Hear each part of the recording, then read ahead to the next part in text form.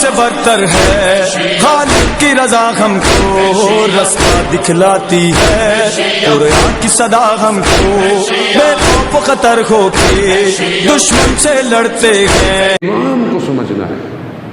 جگہ پر امام رضا علیہ السلام تشریف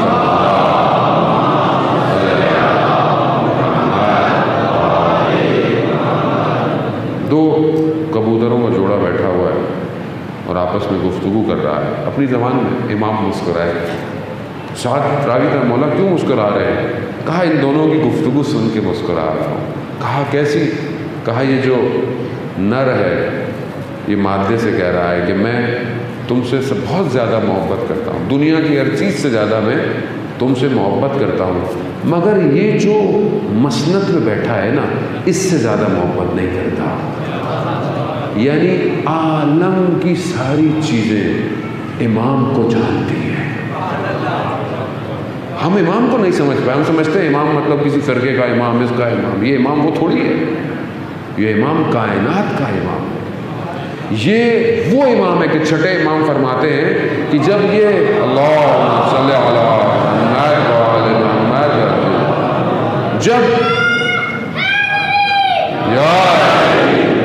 جب امام ایک نگاہ اٹھاتا ہے تو عالم امکان میں، عالم امکان جو ہے یہ پورا عالم امکان جو ممکن ہوا ہے، جسے خدا نے کہا کہ ہو جا اور ہو گیا، اس عالم امکان کا جو نقطہ ہے نا، سینٹر پوائنٹ، وہ سدرۃ المنتہا ہے۔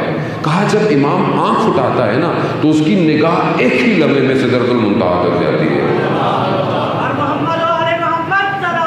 اللہ صلی علی محمد وعلی محمد۔ یہ ہے امام، یہ ہے وہ صاحب جس کا ہاتھ آپ کے سروں پر ہے۔ اب جس کا ایسا امام ہو اسے کیسا شخص؟ ساتویں امام کا دور ہے، ایک شخص کو حکومت نے زندان میں ڈال دیا اور اس کو ڈال دیا۔ مشہور کیا ہوا؟ کہا اس نے نبوت کا دعویٰ کر دیا تو اس کو زندان میں ڈال دیا۔ شخص وہیں پہ تھا، اس نے کہا کہ میں جا کے پتہ تو کروں کہ کیا ہے۔ جب میں اس کے پاس گیا، کہا تم نے نبوت کا دعویٰ کیا؟ کہا نہیں۔ کہا الزام تمہارے پر ہے؟ کہا ماجرا کیا ہے؟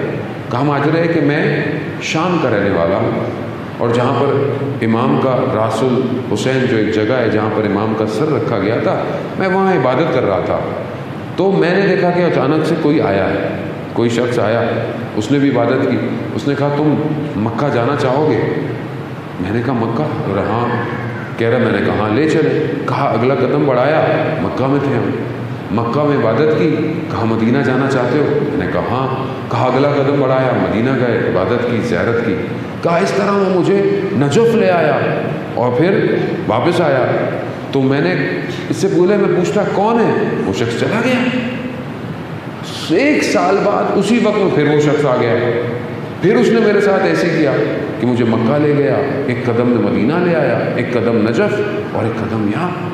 تو میں نے اس سے پوچھا کہ کون ہے، تو انہوں نے بتایا کہ وہ کون ہے، وہ 7واں امام۔ کہتا ہے یہ بات میں نے چھپا کے رکھی تھی لیکن بہرحال نکل گئی تو میں نے لوگوں کو بتائی۔ اب لوگوں کو حق پتہ چل جائے تو مجھے حکومت نے زندان میں ڈال دیا ہے اور الزام لگا دیا ہے۔ تو کہا تم نے بولا نہیں تو میں نکالو؟ تو کہا حکومت والے کہتے ہیں کہ جو تمہیں ایک قدم پہ یہاں سے وہاں لے کے جا سکتا ہے تو تمہیں زندان سے بھی نکال سکتا ہے۔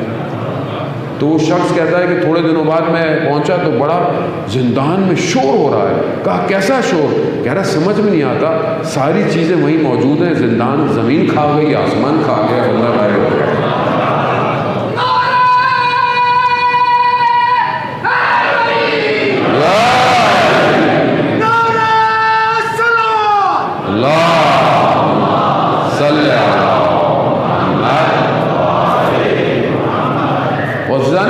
امام ہے، ہم امام کو سمجھ نہیں پاتے۔ میں اپنی خدا نخواستہ آپ کو نہیں کہتا کہ آپ بامعرفت لوگ ہیں، میں سمجھ نہیں پایا امام کو آج تک۔ میں اسی لیے خوف میں مبتلا ہوں، اس لیے میرے قدم ضعیف ہیں، اس لیے میرے جملے ضعیف ہیں، میں خوف کھاتا ہوں۔ مجھے بہت سارے لوگ کہتے ہیں مولانا کیا بول دیتے ہیں کبھی کبھی آپ، کیونکہ مجھے یہ پتا ہے کہ میں اپنے امام کو راضی کرنا چاہتا ہوں۔ اگر میرا امام راضی ہے پوری دنیا مجھ سے ناراض ہو جائے، مجھے قبول ہے۔ کیوں؟ کیونکہ کائنات اسی کے محور میں گھوم رہی ہے. مگر ہم نے حدیث نہیں سنی کہ جب حضرت عمار نے جب کہا رسول خدا میں آپ کے بعد مشکلات دیکھ رہا ہوں تو میں کہاں جاؤں گا، کیا کروں گا، بابصیرت تھے. کہا کہ ایسے میں علی ابن ابی طالب چلتے ہوئے آئے ہیں اور دیکھا رسول خدا فرماتے ہیں عمار پوری دنیا کے لوگ ایک وادی میں ہوں اور علی ایک وادی میں ہو تو علی کی طرف جانا حق علی کی طرف ہے.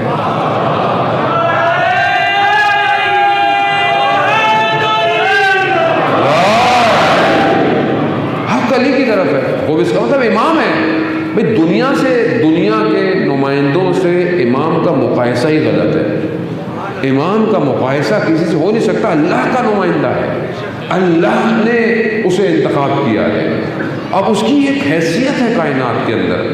کائنات اسی کی وجہ سے قائم ہوتی ہے کیونکہ حجت الہی ہوتا ہے تو کائنات بچی رہتی ہے.